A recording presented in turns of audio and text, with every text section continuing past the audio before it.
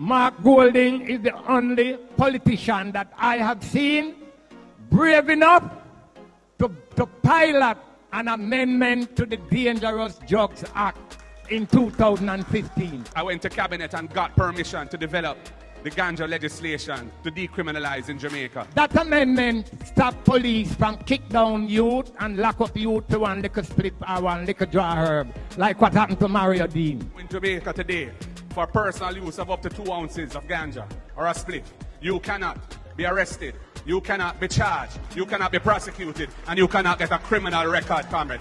And thousands of Jamaicans have had their criminal records expunged so that they can travel and apply for a visa, so they can work for the public sector, comrades. That was social justice legislation. That is the mission of the PNP in practice. That legislation recognized Rastafari in the law for the first time since independence, comrades. I was the person who penned the first order approving Rastafari Roots Fest in the grill.